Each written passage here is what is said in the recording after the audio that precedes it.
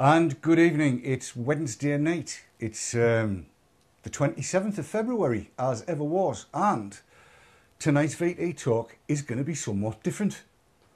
And we'll tell you a little bit more when you realise that over my right shoulder, you can see Dave Kitson, or you will be able to see Dave Kitson in a very short order of time when the video comes back on. And over my left shoulder, as per usual, we have Sav. But there's a change for tonight. And I think the best thing I can do, really, is hand it across to Dave, who's going to try and explain how it's all going to work. Because after last week's quite successful Skype-in type show, we've decided we're going to do that again. We want to involve everybody, but there's bits and bobs you need to know. So, Dave, it's over to you. Well, thank you very much. I've no idea why my video keeps dropping out. It was working fine, and now it's not. But across the bottom of the screen here, whilst you can see it, are the details if you want to Skype in and join us tonight. If you would like to join us with or without video, it's good.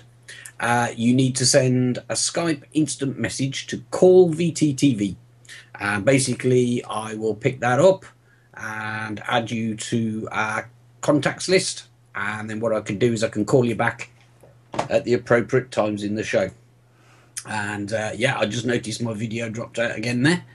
I have no idea why that is, Dave. It's Skype.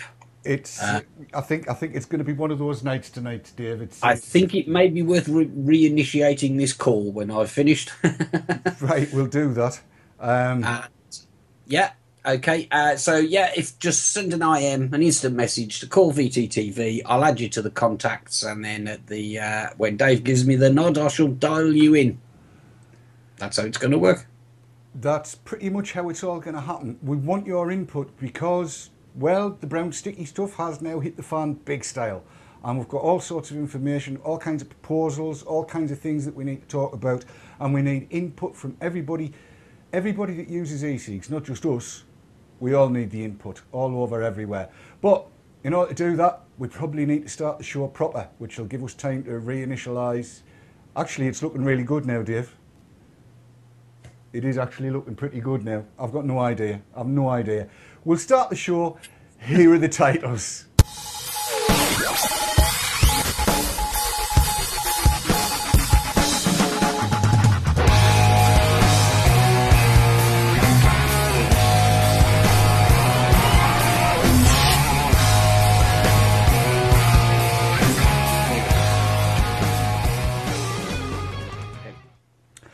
So here we are back in the room. Yes, tonight we want your calls, but we've got a few topics that we want to talk about, and kind of a lot of it's to do with what I discovered on Monday. What happened on Monday with the EU, I want to kind of talk about tomorrow night, because it would appear that we have two fronts, two battle lines drawn, one local, one UK, and one in the EU, and they are two separate battles, it would seem. Well, let me fill you in a little bit on what went on.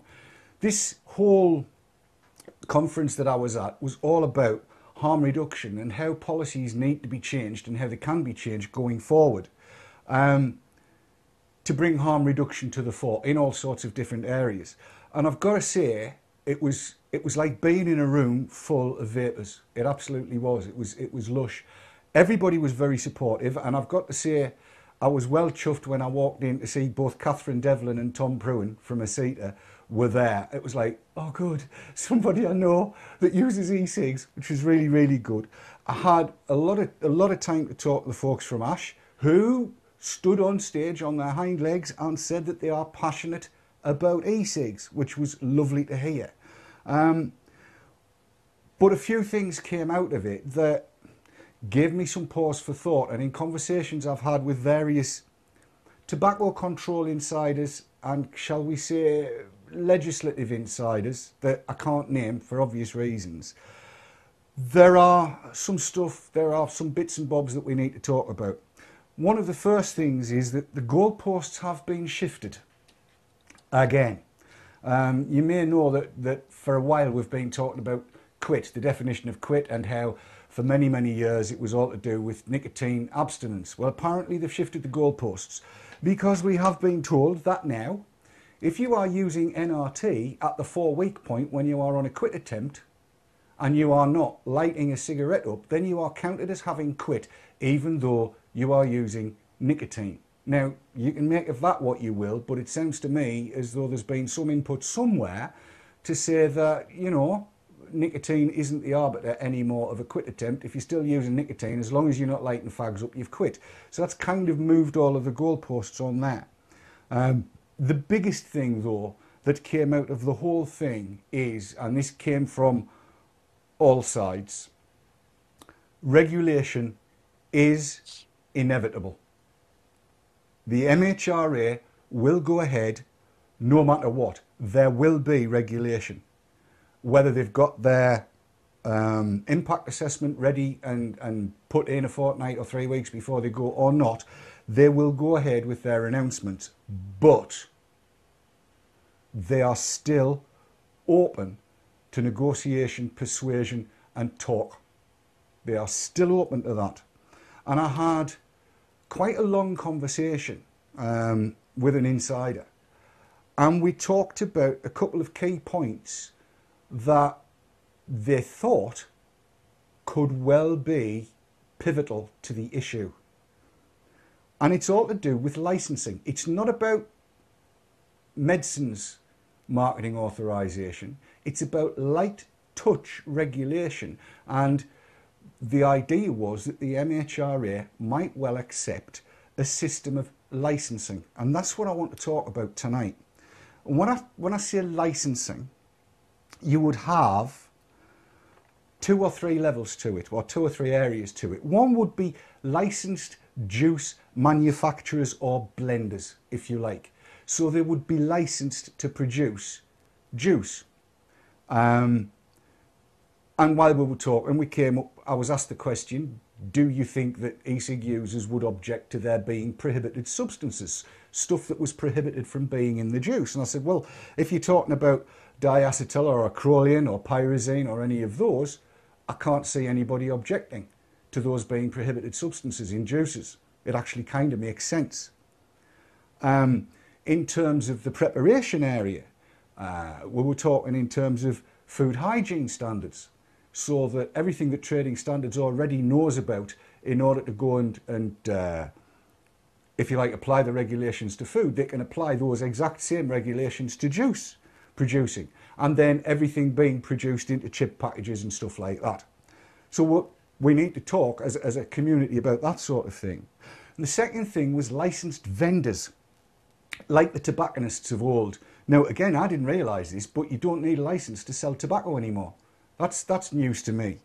But in the old days, good old days, that I'm far too young to remember, there were tobacconists on the high street that everybody could just go to, and you could buy your tobacco there, and there was absolutely no problem. They were licensed to sell whatever they needed. So it would be like that. And then if they were importing juices, buying juices in, then they would need to be in the kind of juices, you know, the kind of bottling that Hang Seng does, where the bottle is all sealed up and it's tamper-proof completely.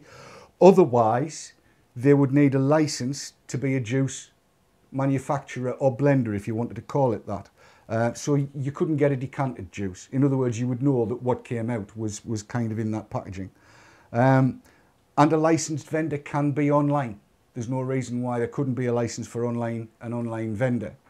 And then the final kind of thing that we were talking about in the terms of this whole licensing malarkey was a lower age limit for sales. And this was where I got a little bit of a surprise, because it was suggested that the lower age limit for sales might like to mirror where NRT is at 12. That worries me a little bit. And we want to hear your comments on this. We want to know what you think. We want to know how you feel about this whole licensing thing, together with a possible 2-tier system. So that would take care of the recreational side of things. And on the medicine side of things, if people wanted to go down the NRT route, as I would call it, the medicinal route, then, you know, they can do that as well if they like. So we want to hear from you. Grab hold of Dave, Skype, call VTTV, drop him an IM, and he'll bring you in. Meanwhile, let's move across to Sav and see whether there's anything coming in from chat. Sav, you got anything? Yeah, we've got a couple of comments that have come in. Vaporman has said, so will this mean we can still get the strengths that we need? FMRL has asked, so could e-cigs be licensed as stroke regulators? Leanna Lawless says, I think most UK juice makers do this already. And Jill CB has just said the age limit should be at least 16. All of which are valid points, and yeah, these are all things that we need to talk about, not just on here, but on the forums and everywhere that you look. This is the kind of stuff that we need to know, because we ought to be able to go to the MHRA and say, look, we've thought about this and we've constructed a framework. It's largely already been done by e-cigs, but I was talking to Catherine quite a lot, and again, this came out from talking to the people that were there, and e-cigs, unfortunately, is seen as industry. And the one thing that I picked up out of all of this on Monday was that industry, and nominally, obviously, the tobacco industry, but any industry that's in this is viewed as being the bad guy. There was a presentation about who do you trust? Who do you trust? Can you trust the research that is done by industry? Can you trust the research that's done by the tobacco companies? Do you trust the research that's done by pharmaceutical companies? Who do you trust? And I see we've actually got a call coming in. Dave, who have we got coming in online? I can't hear you. Helps if I unmute that. There you I told go. you the problems with that, but I told you that goes on. We're joined by Anna, aka Blackwater Vapor, one of our regular viewers. Anna. Hello, Anna. Yeah. Okay. Hey. Hi. Hello? Hello? Yeah, we've got you, Anna. What can we do for you? Okay, I see. Can you hear Dave okay? Yeah. I'm going to have to turn my audio up a bit, otherwise I can't hear you. That's fine. Listen to the Skype call rather than listening to the broadcast, because the broadcast's 3 or 4 seconds after the Skype call. Is that okay? Yeah, yeah. So what can we do for you? Yeah. Well, I was listening. Certainly, I think we should have some regulation. Probably 18 would be okay. I've got some lag here, so I'll just carry on talking. Yes. I think probably, ideally 18, same as for smoking, as an age limit. Certainly got no objection at all to banning any dangerous substances. But the medical route, no way, unless somebody wants to use it to give up nicotine. Yes, yes. That seems a very, very valid stance to take. What do you think about licensing manufacturers and using, you know, food hygiene standards as opposed to what they call pharmacovigilance and that kind of thing?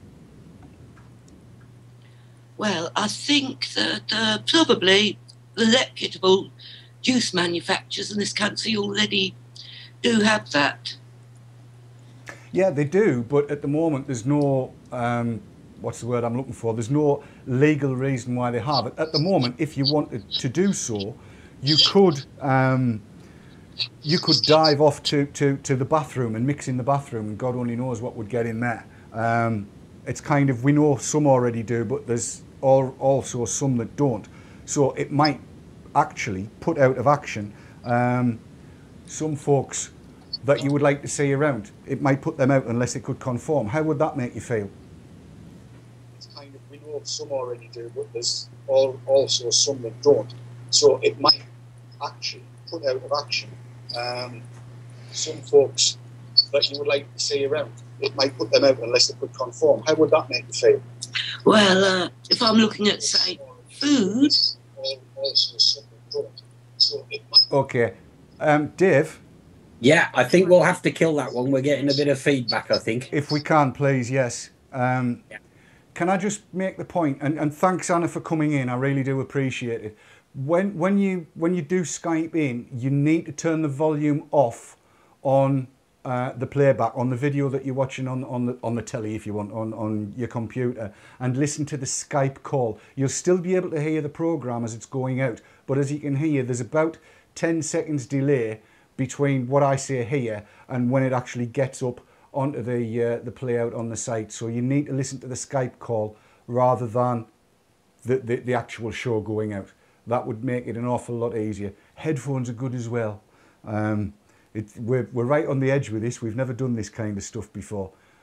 And Dave's now sorting this out and getting things away there. So yeah, we do want your calls. I am into Call VTTV. Get queued up and Dave will call you back. Dave, have we got Anna sorted out? No, Dave's still working on that one. Sav, we got anything more from chat? Yes, I've got a few comments that are coming in from chat. Jeff Benning has said he's agreed with all that you said, as long as you can still get 50mg base. Big Craig has said it's just a way to enable taxation. Irish Mist has said licensing is a good long-term solution. Russell Webster said, when you're handling liquid that is potentially toxic, I think that 16 is the minimum age, really. Jill CB's actually got a question. She says, how long would it take for the licensing to come in? Well, that's the point. The fact of the matter is, if the MHRA so decides, they could come up with their proposal, whatever it happens to be, their legislation, their offering, and within 21 days of notice being served, they could have everything off the shelves. But a licensing situation would take a while to roll in.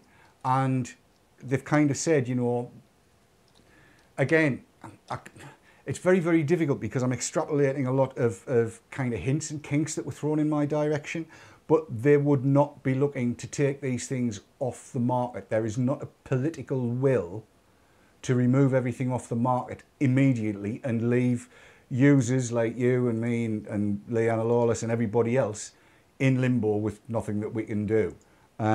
So that they kind of don't want to be seen to be going towards doing that, which is an interesting concept.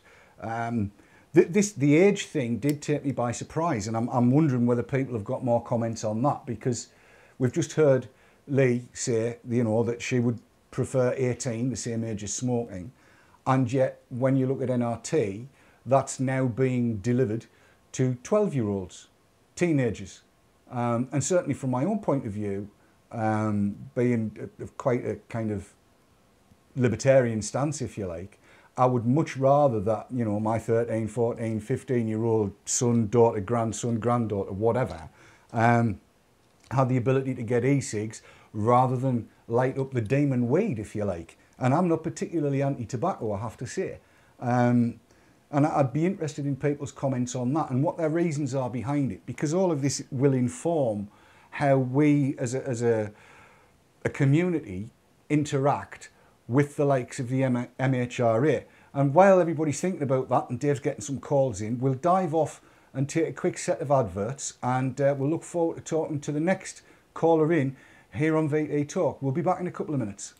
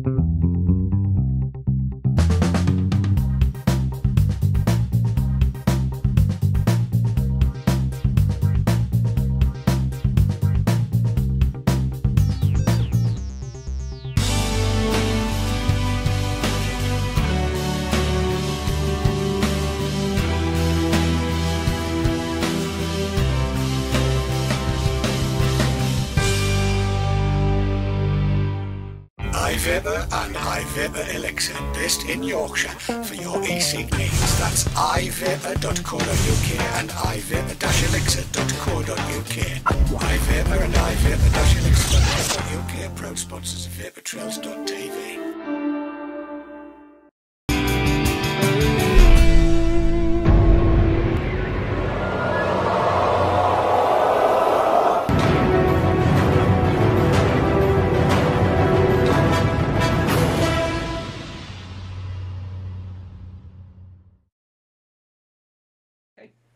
And we're back in the room, and oops, train now standing, sorry. This really is very, very new to us. Both Dave and I are pressing the wrong buttons all the time. It's great fun, there's fingers flying all over everywhere. We're both sitting with iPads trying to control all this technology and keyboards and machines all over, and it's all going to hell in a handcart. Now, there you go, Dave's showing you his there now, and it's one of those things. It's brand new to everybody. We've got Mark on the line, Dave. We do. We have Mark on the line. Audio only. Audio only. Mark, good Say evening. hi to Mark. Hello, Mark. This is Mark speaking. Hi. Hi, Mark. How are you doing? How are you doing? Well, I'm very nice. What about you? I'm doing as well as can be expected. I think that's easy to say. What do you make of what you've heard so far? Yeah, I think there must be a regulation for everyone. It's very important. You need the quality as well as you need the quality and the regulation on the food. It's the same, in my opinion. Exactly. You're in Germany. What currently is the stance of your local government on this? The German government. Do they intend to regulate, and do they intend to regulate via licensing, or are they hell bent on medicinal use? Oh, there are many different opinions in German that you can hear and read. There is not the same regulation all over the whole land. There are different in some regions of German, you know. The north is other than the south, the west or the east. Mm-hmm. There's no compliance at all until now. Right. And what about what the EU is currently doing? How do you think that's going to end up affecting Germany in terms of what it decides to do locally? Will they fall in line with whatever the EU Parliament comes up with, or will they take their own stance, do you think? Oh, that's a good question. I really don't know. I really don't know what the German especially will do.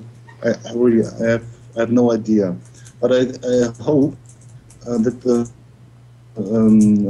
first hearing on Monday, that they will continue and discuss in the European Parliament, and that will discuss a good end for us all. Yeah. We've got to keep our fingers crossed on that, and as I say, the team in the studio will be discussing that a little more tomorrow. I can see that we've had a question in from Jeff Benyon, which I'm going to ask you right at the very end of all of this, Mark, and I apologise before I ask you it, but what about licensing and the age limit for you? Do you have a gut feel for what the lower age limit ought to be for e-cigs? Oh, sorry, I didn't understand the question. Can you repeat it once more, please? Well, yes. At the moment, in order to buy cigarettes in the UK at least, you have to be 18 years old. But you can have NRT from the age of 12.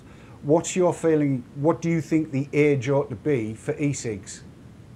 Oh, also 18 and above. Yes, of course. 18 and above. Okay. Now, forgive me for this one, but it's... No, I'm just not going to do it. I'm not going to do it. I'm not going to do it. I know where he's going from, and I know exactly why he's going there. But Mark, can I say thank you for calling in for the time being? And please do call again. It's been nice to hear from you. Thanks a lot, and sorry for my poor English. I'm sorry for this. I'm telling you now, your English is a lot better than my German. Don't apologise for that at all. He means that, Mark. He means that. It's true. It is. It's perfectly true. Thank you so much for the call. Sav, we need to come to you and find out whether we've got anything more in chat. I've got loads coming in from chat, so I'll just rattle through as much of this as I can get my tongue round, because I'm struggling tonight for some reason. 45 milligram nickel help you with that. It helps me concentrate. I think it might have been the 45 milligram that caused it, but Okay. no. Safer Six has said, ensuring vendors comply to a set criteria prior to a license being granted would whittle out Backstreet Cowboys. Jeff Bennion said they can already handle toxic liquids, bleach, etc. Why add a new law to ban, I'm guessing he's talking about children, from doing something they could do now? I'll ask John's question at the end. Egomaniac said, I think it's similar to food. If you invite someone into your home for dinner, the guests eat because they trust you not to poison them. But if you start serving food all and sundry, then you must comply with accepted regulations for cleanliness of the preparation areas and purity of the foodstuffs. Vapors Juice has actually got a quote from an MEP. I don't know if you want me to read that out now or save that for tomorrow. No, let's go with it now, because although we've got a battle on two fronts, they actually do feed into each other, because I've got the feeling that what the MHRA comes up with, they are likely to announce before the EU's gotten to the end of its deliberations. But they'll also be seeing what the EU's doing in its you see, it's contagious. It's catching. You've given us the smit. The two are going to cross over, so it's kind of, I'm trying to separate them a little bit, but they really do cross over. So yes, go ahead with it. Right, so it's from Vapors Juice, and he says, quote from my MEP, rest assured that the UKIP MEPs will vote against this legislation when it comes before the Parliament. It should be a matter for our elected government at Parliament at Westminster, not unelected officials in Brussels. However, do bear in mind that there are 754 MEPs in the UK. MEPs in the UK has just 72. Many of the latter are EU supporters who will not vote against this nonsense. Yes, and we've seen a few examples of that in that farce that I watched when I got back from London. I was quite depressed by that, but more on that one tomorrow. There's all kinds of stuff is going to go on with this, and I see that the talk lines are now open. Do come in. Any comments you've got, anything you want to share with us, we're happy to take it, because this all feeds into where everything's going to go with this. We've never been in such a parlous state. We never have. We're in a situation where anything could happen in any direction at the European level or at the MHRA level. So call him. Skype Dave up on Call VTTV. Just IM him, say, want to be in, and he'll beaver on and get hold of you, and he'll bring you into the chat, into the call, into the show, and that'll be cool. You don't have to come in video. You can come in audio as well. Dave, I'm going to distract you. I want to know what you think about all of this. Well, starting with that absolute farce on Monday, it was kind of hard. It was a little bit surreal, wasn't it? We were following it live, and I watched all but about 30 minutes of it or something, and it was riveting stuff. It was riveting stuff because it was just so stacked. There was some total numpty there who thinks that e-cigs should be regulated in case you drink e-liquid from the fridge by mistake. Yeah, that was more or less the point where Jill had to take the glass out of my hand while I was watching it, because I decided to watch it on the telly. She had to take the glass out of my hand because I was just ready to fling it. Yeah. There were a couple of comments. There was a mention of harm reduction. There was a mention that that the e-cig issue had to be looked at in more detail, because I think some people do accept that they've got to be careful that they don't over-regulate. But the vast majority of people were there to beat up on big tobacco, and we were collateral damage. That's certainly the impression I got, and I'm seeing it all too often, unfortunately, that although e-cigs are only really related to tobacco by the fact that there's nicotine in them, that's really the only relationship. What did come across particularly strongly on Monday was that the tobacco companies just are not trusted at the moment.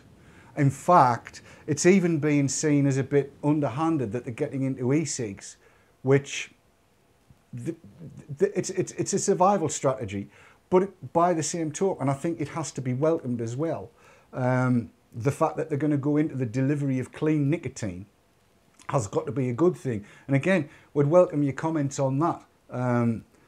And I may have some news in the direction of where they're going as well. I managed to speak to 1 or 2 representatives from BAT, British American Tobacco, that were letting me know bits and bobs about Nico Ventures and 1 or 2 other things as well. And we'll be following up on those further down the road. There's all kinds of stuff coming through that's all very interesting. And again, as I get more stuff confirmed, I'll let you know about it. It could all be for the good. But yeah, everything I saw coming out of the EU, and a lot of what I heard on Monday, was bashing tobacco, bashing tobacco, bashing tobacco. What I found very heartening on Monday was that this harm reduction community understands where we are with e-cigs. And when you hear people from Ash standing on stage saying they are passionate about e-cigs, that they have used e-cigs, that they were smokers, they've used e-cigs, they're passionate about them, they want to see them going forward and stuff like that, you've got to get a little bit optimistic that we might see the right colour light at the end of the tunnel and not a red one backing up towards us. And as you can see over my shoulder, Dave's bringing another caller in there now. But have we got stuff? Yeah, I've got comments while you're waiting for Dave. I've got stuff coming in from chat. So got a couple of comments. Swifty McTavish says, I think the licenses are a great idea. So if that's for the juice, how will they go about regulating devices? Well, I had that conversation and made the point that the reason these things work so well is because they are completely, totally and utterly customizable. I mean, if you think about something like an e-Vic, or a Darwin or a Vamo or whatever it happens to be, you can put any strength of juice in any atomizer device you like and run it at almost any wattage you like, up to 25 if you go for the mid or something like that, or any one of a number of mods that are out there. So you can completely tailor this to suit exactly what you need, and that's why they work so well. And just got the answer back, they're just torches, they're not going to touch them unless they come with juice in. That's pretty much where that one is. And I see we have another caller. You can tell if you see this over my shoulder, we have another caller coming in. So we'll take this call from, who have we got online now, Dave? You got the right button for a change. Right now we got Jill Baldwin. And are we getting video or is it audio only? It's going to be audio only. Okie dokie. Anyone, Dave? Hello, Jill. Hiya, Dave. Can you hear me? Yes, I can hear you perfectly. Right, good. Yeah, I'm here. My picture's not that good, so we go on audio only. Okay. Mainly, I agree with what's been said so far about the licensing, and about the age limit of possibly, staying at 18 as offenders have already been doing. So that. What do you want me to? Well, no. I mean, I'm in two minds about this whole thing, and I'm beginning to formulate a view here that 18 because it's recreational, but really and truthfully, I suppose you could look at NRT as being what you would need to use in order to sort out a youth smoking. The unfortunate side about that is it might not be as attractive to get them away from fags. And I think that's something that we need to talk about more and more on the forums. I mean, why do you pick the age of 18 particularly, Jill? Well, I thought 16 or 18. I mean, the NRT, you said it starts from 12, which is fair enough. But smoking is illegal anyway. Smoking itself, the act of traditional smoking is illegal before the age of 18. No, it's not. Getting the nicotine replacement therapy. Actually... Same as we probably did, which was start as a teenager.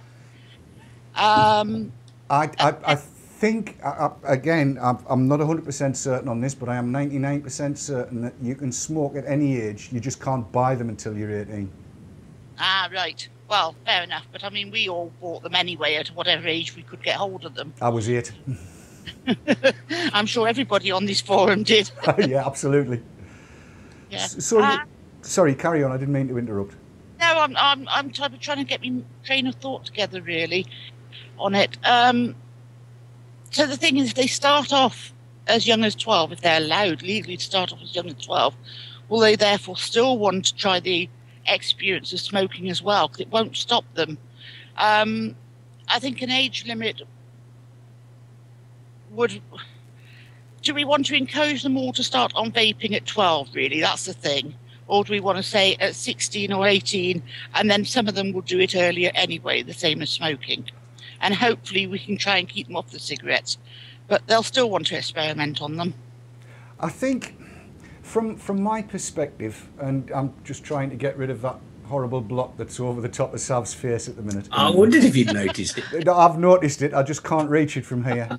So what I've had to do is use some technology and close it remotely from another machine. It's amazing it's amazing what you can do with Macs, I'm telling you. Close your swine, that's it. That should have sorted it, I think. And indeed it has, yes. Yeah, where were we?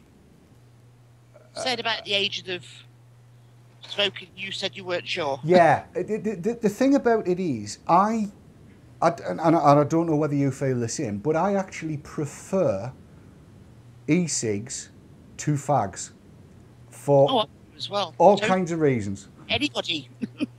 But the reasons I have are not particularly health biased or money biased. They're more to do with the experience. I think that the experience of an e-cig is much better. It is much nicer than a cigarette ever was. And I used to really enjoy a fag. But I find e-cigs, the factors of 20 times better than smoking cigarettes. I mean, there was no way on the face of this planet I got as much enjoyment out of a fag as I get out of this system I've got in my hand here. Just never did. And my gut feeling, and I was told I do this a lot, is that I kind of squirt my own feelings onto everybody else. But I think everybody else would, or the majority of people would find that as well. Especially if, you know, the good flavours were still around to be used and all of that kind of thing. So I don't know, does that help? Does that change your viewpoint any? Not necessarily. I'd have to give it a lot longer thought, really. But I agree. I mean, it'd be nice if it goes for the licensing and we can still keep all the flavours of juices rather than just them say we have to go on to tobacco only. Oh God, yes, yes. I mean, that would be right at the top of the list. You know, it is what it is, and we want to keep as much of what we've got as we can. We're prepared to take certain prohibitions in terms of diacetyl and pyrazine and all these other nasty things that we do know are nasty. Oh yes, get rid of them. But otherwise, you know, if you want to smoke Grant's vanilla custard, or if you want to use whatever it is, it makes no difference. You should be allowed to. I suspect that there'd be some toing and froing on that one, but unless we ask the question, we'll never find out. But that's the thing. There's a lot of vapors that are in the two camps. I personally don't like tobacco flavours much. I've tried them again and can't get on with them. Other people don't want to touch the fruity and sweeties and everything else that way. It's not that I don't want to. I enjoy them now and then, but I couldn't use them all day, every day. That's the bottom line for me. I mean, I use RY High 5, RY6, that kind of stuff, which are nominally tobacco flavours, but they just kind of are for me. I've got fruity flavours, I've tried fruity flavours, and I just couldn't use them all the time. I think it's nuts. Nuts, yes. You need to talk to Mr. Sutton about nuts. Nuts, he'd be devastated. Indeed, indeed. We're going to have to go and take a blast of adverts, but Jill, thanks for calling in. I hope you're enjoying the show, and I hope you've enjoyed being part of the show. Please do call us again. Right, thank you very much, and good job, team. Thank you very much. We'll take a quick blast of adverts, and when we get back, we'll carry on. We need to brilliant. Hey, thanks. I'm going to cut you loose because we've got another one. There you go. Dave hasn't muted, you see. We'll take the adverts and be back in 2 minutes.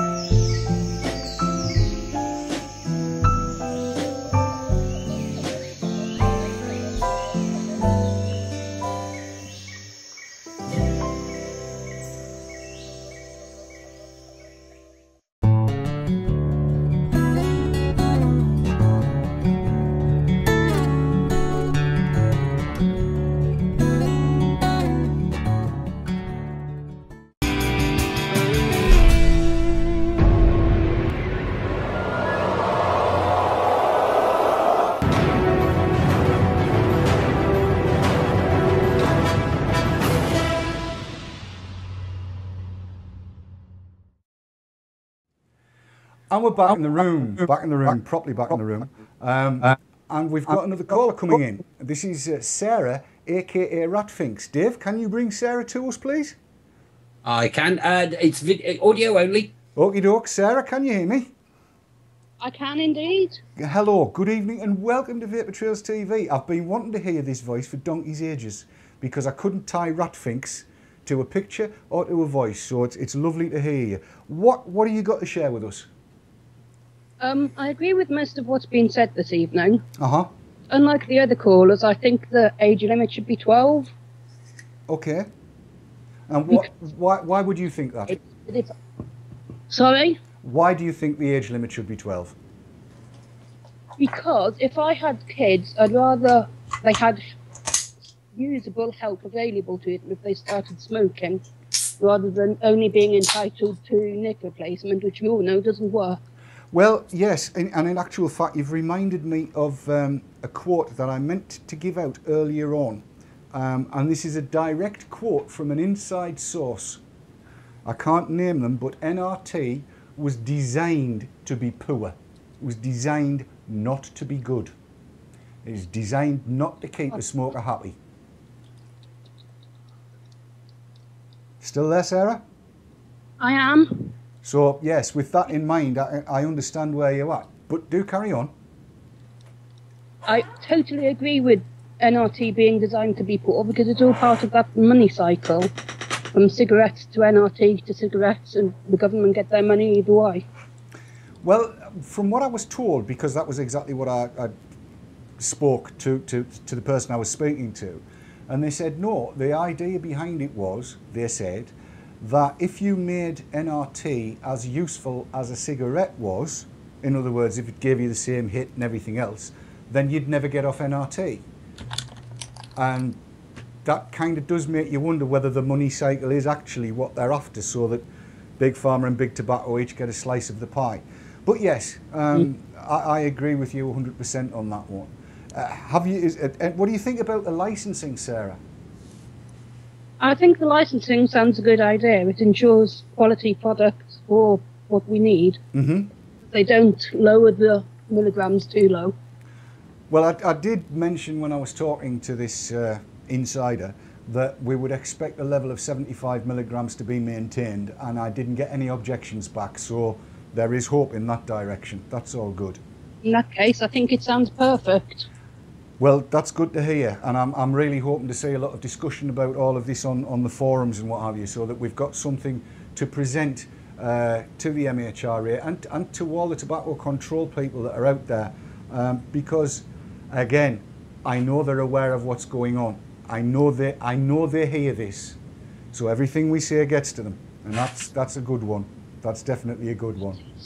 I'm going to throw across to Sav to see whether we've got anything coming in from chat, but for the time being, Sarah, aka Ratfinks, it's been a delight to actually put the voice to the handle. Thank you for calling in, and please do again. Will do. Bye. Bye. Take care. So, Sav, what we got coming in from chat? We've got a very busy chat tonight, so apologies if I don't get to read out all of your comments. Very Boring has said, I knew we'd get some sort of regulations eventually. As long as it's done sensibly, it would be far better than it being a medicine. Mm-hmm. I've actually got a question off John, and he's asking, do we know how much these licenses would cost, or would it just be a process that you have to go through? Well, let's try and answer that one. This is the seed of an idea. It's the germ of an idea that got thrown at me, as I say, by somebody very close to the MHRA, and asked the question, would e-cig users and would vendors be averse to the idea of licensing as opposed to needing marketing authorizations, so that individual vendors and individual manufacturers would seek a license. Now, at this moment in time, costs, they had no idea. I've got no idea. That there is no idea. I don't suppose it would be punitive. One would hope it wouldn't be punitive, but I can almost guarantee that it certainly would not be as bad as a marketing authorization, because the costs of achieving a marketing authorization come to millions. I think when we were talking to Perpetua, 18 months ago now, she was saying that for herbal products. They were looking at 2.5 million to get a marketing authorization for one product. It's not going to be anywhere close to that. The costs are going to be nowhere near. Nowhere near. Any more from there, Sav? I've got one more question, and that was from Thundercat, and he says, this involves all the EU countries. Do we know what pressures others are placing onto their MEPs? Well, from what I've heard, from what I've been told, the French have taken their usual attitude. The Italians are quite up in arms about it. The Germans are really gung-ho and are doing everything that they can. The Spanish typically are kind of, there is some kind of groundswell in Spain, but that appears to be coming from the expat community rather than the native Spanish. It needs a lot more involvement from e-cig users on the ground contacting MEPs. And again, we'll talk a bit more about this tomorrow night, because I think it is quite important so to do. And I see we've got another call coming in, as you can probably see over my shoulder. Any more from chat, or can I take the call? Take the call and we'll come back to chat later. Okie dokie. Dave, who have we got on the line now? It's Marco, isn't it? Is it? It is. Hello, Mark. Have we got video? No. No video. No video, just voice. Okay, Mark, what can we do you for? Well, I just thought I'd put my 2 pennies in, Dave. I think the legal age should probably be 16, like it used to be for fags, until they bumped it up. And that would possibly help the people who would maybe take up smoking. I think the whole thing on Monday was a complete farce. The whole thing about flavours and Mr. Borg talking about things shaped like lipsticks. I mean, what is the guy on? Yeah, I think he's been looking at what's been going on in Australia, where, I mean, let's face it, that's repression city down there. I used to think that Australia was more free than the States and everywhere else, but it turns out that, dear me, you get a look and see what's going on down there, and it's just unbelievable. But yeah, I share your view. I sat and listened to Borg, and I thought, no, this guy's on cloud cuckoo land. Yeah, and even after everyone had their say, and then the commissioner was the Irish guy. Can't remember what his name is. O'Reilly. Yeah, so he'd made notes during the whole thing, and he was thanking people who'd supported him and dissing people who hadn't. Mm-hmm. And it was interesting, like I mentioned yesterday on Vapor Scene, that people can still smoke in parliamentary buildings over there. Yes. In some members' bars. But also, the guy from Sweden raised the whole thing about snus. Yes, yes. How Swedish snus cannot be sold in Europe, but Belgian snus can. I didn't realise there was a Belgian snus. But yeah, he was quite adamant, and he was quite annoyed that he said when Sweden became part of the community, it was on the exception that snus was still available in Sweden, yeah, although they couldn't sell it in Europe. But there's actually stuff. It's classed as Moroccan tobacco, and it comes from Belgium. Oh right, I did not know that. I have to say, I sat and watched it through. I'm probably about 30 minutes from the end. It's up on the BBC Parliament website, and sat and watched it through. And the number of times I was ready to throw things at the telly and shout, you just don't know. You've got no idea. You know, when they're talking about e-cigs the way they are, and I'm convinced that 70% of them think a single e-cig is the same as a single fag. And I mean, there's not a hope in hell of that thing being a single fag. They just don't understand. And everything that I heard from the meeting I was at on Monday is telling me that all of those people out there using e-cigs need to be contacting both their MPs and their MEPs. By contacting your MP, you're feeding into both of the battle lines that are drawn, if you like. And by contacting your MEP, you're going to be making a good kind of movement towards where we need to be now. Have you had much more back from your MEP and MP, Mark? I have been in contact with 6 MEPs. The only one I didn't contact was the guy from the BNP. I contacted every other MEP for my region. And it was interesting because Linda McKelvin was a speaker yesterday. Not yesterday, Monday. Monday, yes. The Shadow Rapporteur? Yes, indeed. And she pretty much is going to ratify whatever they say. From what I got from how she was speaking. And she just happens to be one of my MEPs for the area. She's from Yorkshire and the Humber. Mm-hmm. And when I saw Dan Jarvis last Friday, he said, "Have you heard from Linda?" And I said, "No." And when I did my little VT that I put out last night, I got my MEPs mixed up. I'd heard from Rebecca Taylor, who's a Lib Dem MEP, mm-hmm. and she had said that she needs to look into it more before she can come back to me, which is fair enough. I'm still waiting to get an interview set up with Godfrey Bloom from UKIP, who is still up for it.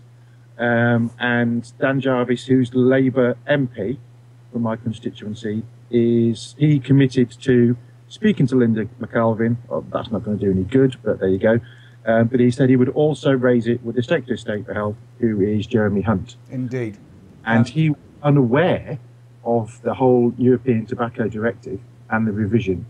And he'd only ever seen somebody with a cig-alike. So when I took along my bag of tricks, Juice, Larbatube, MVP, and explained exactly how they worked and exactly how we got our nicotine, and the fact that 4 milligram would be next to useless. And I gave him the stuff that Catherine had produced on the ECITA website. Yes. He was interested in looking at that. So he actually seems like a pretty straight-up guy, and I think he's going to do what he said. That's brilliant to hear. And while we're here, and I'm not being condescending, Mark, thank you for doing what you've done and going and contacting all of these people and really keeping at them. That's what we all need to be doing. It's what I'm doing, it's what you're doing, Dave's doing it. We all need to be doing that. I just want to say thank you for doing that. It's a great example to everybody else. I think, yeah, and thanks for what you're doing as well, because, you know, you're putting a lot of time and effort into this, going to the meetings and everything else. So, you know, we can all do our part. And I think we all do need to speak to our MPs and our MEPs. Even if we get nothing back, at least we've had a go. Exactly right. Exactly right. These people. Keep on at them until I get the information out there. Absolutely. Mark, I'm going to say thank you for the time being. Thanks for calling in and thanks for doing what you're doing. I'll catch up with you in our chat, no doubt. Thanks for the time being. Cheers, Dave. Cheers, guys. Cheers. I'm not cutting them off or anything like that, but I do need to do 2 things. The first of which is to play in a quick advert for the knees meet, because one of the organisers is over my left shoulder, and if I don't, she'll thump us. So March 16th, if you're anywhere near the northeast, come along, have some fun.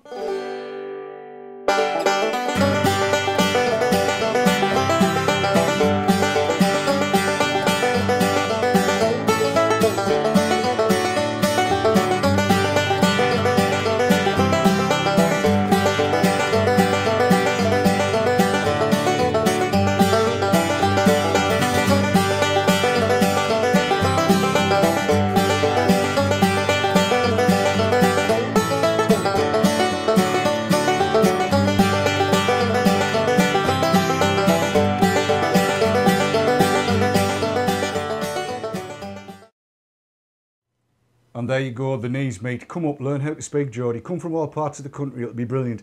We've got Dave back in the room. He's back in the room. Hi, Dave. Hello. I'm just playing with my Switch. Look at all that, look. I know.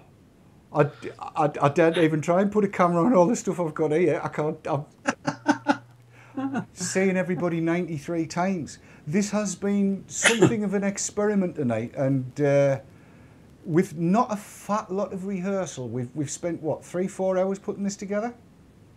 Yeah, something like.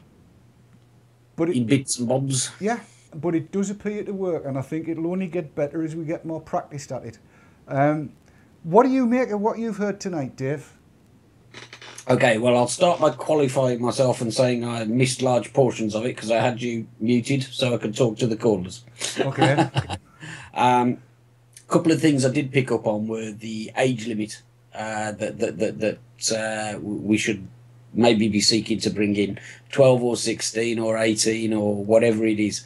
I think I see the logic behind setting it at 12, same as NRT. But I do have this little worry in the back of my mind that, aligning with NRT seems to go against what we've been accustomed to saying, it could be ammunition, and I don't know, perhaps a little bit irrationally, I think it's a little young. But, I'm open to hear the discussion anyway. Well, yes, I think it actually is more about the discussion, isn't it, really? This is just a talking shop to get things started. The forums need to be picking this up and need to be talking it through, and people need to make their own minds up. And I do think everybody that contacts their MEP, their MP and the MHRA, because we're entitled to contact all of them, they'll get a view of what everybody thinks, and they should be able then to draw a sensible conclusion. Yeah, I think so. I think at the back of my mind for a long time now, I've done the piece on remember the elephant in the room thing about the concerns about what's in a bottle of juice, that kind of stuff. Yeah. Some kind of regulation like a licensing system, just like it is for alcohol or something like that. That's possibly the way forward. Yeah, indeed. Sav, have we got anything more from chat before we say bye-bye to them? I'll leave it with one comment, and I never thought I'd say this, but I'll give the last word to Jeff Benyon. Good Lord, is that safe? For once, yes it is. And he says, nicotine health dangers are not in the same league as tobacco or recreational drugs. It's in the same league as caffeine. Treat it that way. Exactly right. Exactly right. When I spoke on Monday, I opened by saying exactly what Professor John Britton had said, that if every smoker in the UK took up e-cigs tomorrow, 5 million premature deaths in people that are alive today would be avoided. And I challenged all of the tobacco control people that were there to publish a statement saying that smoking an e-cig is no more harmful than drinking a cup of coffee, because caffeine and nicotine are more or less the same thing, and therefore people should try them. And I think that's probably as good a place as any to say night-night for the time being. So from Dave? Can I just interject one last time, very, very, very quickly, Yep. just to point out that I believe that as this programme finishes, RY4 Radio are having a similar debate. So if anybody wants to weigh into RY4 Radio, Tim's your host. Indeed, yes, absolutely. And I'll be tuning into that when I've done my bits of business here as well. So yeah, from Dave, from Sav, from all of our callers tonight, and from me, thank you so very, very much for tuning in. I'll see you tomorrow night on the Hares Hour, and I'll see you next week on VT Talk. Tune in for the rest of the shows every night bar Friday here on Vapor Trails TV. Till we see you next time, take care, vape on and vape hard. Bye-bye.